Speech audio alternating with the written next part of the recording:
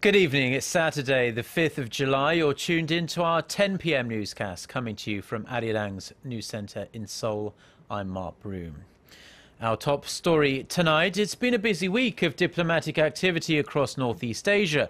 South Korea has taken huge strides to deepen its ties with China. Japan decided to increase its military role in the region and has been cozying up with its old foe North Korea. Our Chae-sun reports on the new challenges facing South Korea and the rest of the region's major players. Visiting Seoul before Pyongyang this week, Chinese President Xi Jinping seemed to be singing from the same sheet as President Park Geun-hye on curbing North Korea's nuclear ambitions. The two leaders also shared concerns over Japan's recent moves to backtrack on its landmark apology for imperialist atrocities and to increase its military role in the region. Experts say seeking closer ties with South Korea and Seoul's greater cooperation in addressing Asia issues are all part of China's strategy to upgrade its international status alongside the U.S. They add Seoul, therefore, should take control of Korean Peninsula issues and come up with a more flexible North Korea policy.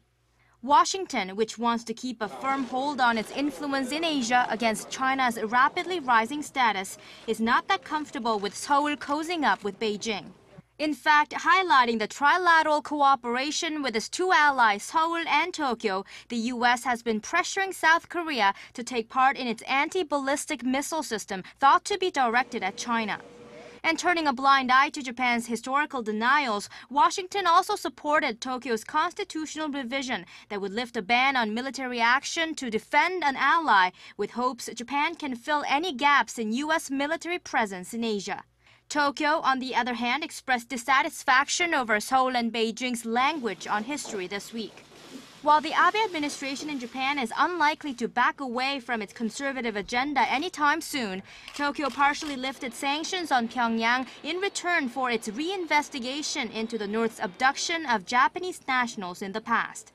And Pyongyang, while keen to avoid criticizing its traditional ally Beijing, is expected to turn away from China for now and focus on improving ties with Japan and Russia. 최유선, 아리랑 뉴스. Washington's former nonproliferation envoy has urged Japan to ensure its cooperation with the US and South Korea to curb North Korea's nuclear ambitions is not affected by its improved bilateral relations with Pyongyang. In an email interview with Voice of America, Robert Einhorn, the US State Department's former nonproliferation and arms control advisor, said Japan would instead need to continue closely consulting with the two countries. Tokyo had announced it will partially lift sanctions on Pyongyang in return for the North's reinvestigation of Japanese abductees in the 1970s and 80s. Einhorn then said the US, the South and other countries involved in efforts to denuclearize North Korea will be watching to see if the eased sanctions undermine their influence over Pyongyang's nuclear and missile programs. Now, Japan and Australia are expected to put pen to paper on an agreement which will facilitate mutual visits by the two countries' militaries for disaster relief cooperation and joint military exercises. Japan's Yomiuri Shimbun reports that Japanese Prime Minister Shinzo Abe will discuss the so-called Visiting Forces Agreement with Australian Prime Minister Tony Abbott during his visit to Australia that starts on Tuesday. If signed, it will mark the first such agreement Japan has inked with another country, and the move comes a matter of days after the Abe administration approved a decision to reinterpret Japan's decades-old pacifist constitution so that its self-defense forces can engage in collective self-defense, meaning Tokyo could come to the military aid of a friendly nation under attack.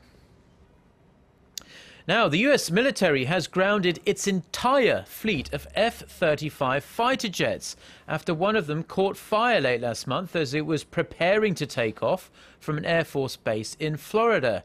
The Pentagon's F-35 Program Office, Air Force and Navy have issued directives ordering the suspension of all F-35 flights until the completion of additional inspections of the warplane's single engine. Now, this latest incident followed an in-flight oil leak that triggered mandatory fleet-wide inspections of the jets just last month. These problems have deep implications for Korea as well, because Seoul chose Lockheed Martin's F-35 as its next generation fighter jet earlier this year in an almost $7 billion deal. Despite the setback, South Korea's Defense Acquisition Program Administration says there has been no change to their plans to buy these fighter jets, but they would like an explanation regarding the engine fire. In health news, lung cancer has the highest mortality rate of any cancer in Korea and in most countries. To be fair, 85% rather of people diagnosed with lung cancer die within 5 years. And part of this is due to the lack of knowledge about the effectiveness of radiotherapy. It varies from person to person. But now a group of researchers right here in Korea say they have found the source of radiation resistance, which could hopefully open a new pathway for the treatment of lung cancer. Son Jung-in reports. This patient with lung cancer is undergoing treatment with radiation therapy. It is one of the most commonly used methods for treating cancer. However, the results among patients vary. The problem is that doctors can't predict the effectiveness of radiotherapy unless the patient undergoes the treatment. Even when patients are diagnosed with the same type of cancer, they may see different results from the treatment based on the body's resistance to radiation. Now, a group of local researchers has found a reason for this. They've found a protein called HRP3 that helps cancerous cells survive the treatment. When they suppressed the HRP3, the amount of active oxygen surged, resulting in a reduction of cancer cells by 20%. And after radiation was applied, more than 40% of the cancer cells died. A gene called HRP3 is directly related to radiation resistance. We found that we can reduce radiation resistance by suppressing the gene, regardless of the characteristics of individual cancer patients. The researchers plan to develop a diagnostic kit that can predict the effectiveness of radiotherapy prior to the treatment, and they plan to commercialize the device within the next 2 years. Son Jung-in, ARIRANG News.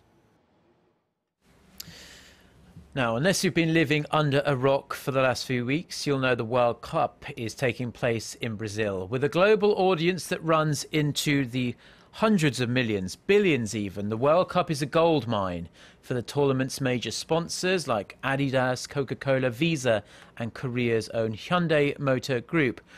Well, it seems that Hyundai and Kia are getting the most bang for their buck at the Brazil World Cup because their billboards have been on display at the time a goal has been scored more than any other sponsor. A total of 16 times during the 56 games played, this before the quarter-finals. The lowest of the tournament's major partners is Coca-Cola, which has only been on display 8 times when there's been a goal.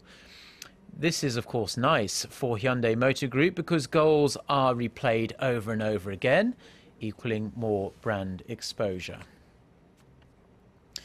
Now, while the World Cup in Brazil may be hogging all the headlines, there is another world-class sporting event that's currently taking place right here in Korea. Hundreds of athletes from all over the world are taking part in the World Wheelchair Basketball Championships in Korea's western port city of Incheon. Song Ji-son reports.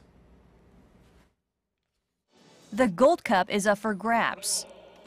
The World Wheelchair Basketball Championship is held 2 years after every Paralympic Games, and this year's event is being hosted in the Korean port city of Incheon. Played on the same court as any other basketball game, wheelchair basketball is considered one of the most exciting and dynamic sports for those who are physically challenged, a reason why the Paralympic Games always end with a wheelchair basketball playoff. The rules are slightly different on wheels. You can dribble as many times as you like, but you'll be called for traveling if you touch the wheels more than twice after receiving or dribbling the ball. Some 320 athletes and officials from 16 countries have come to Incheon to take part, making this the largest event in its history. All teams are aiming for the final on July 14th. We're very pleased because we start the tournament with a win. So we just have to concentrate on each game, game by game, and hopefully we're going to make the final at the end of the tournament. But with 16 very good teams, it's going to be very, very difficult.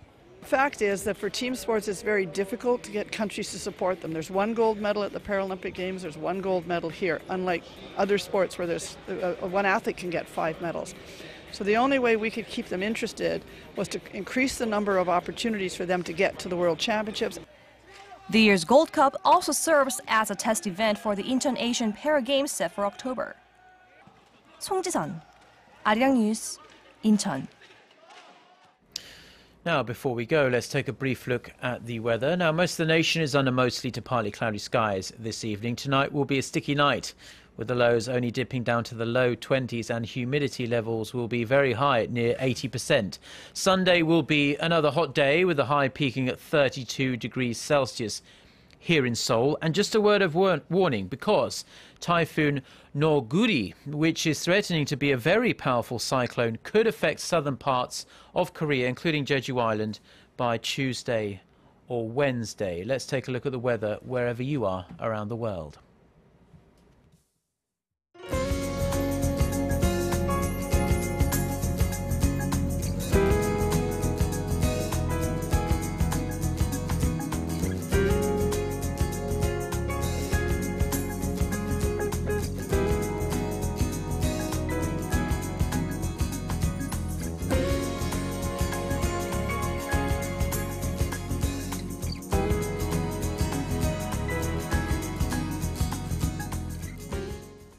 And those are the stories we have for you at this hour. For more of the latest stories, don't forget to check out our website, arirang.co.kr/news. Do enjoy the rest of your weekend. Goodbye.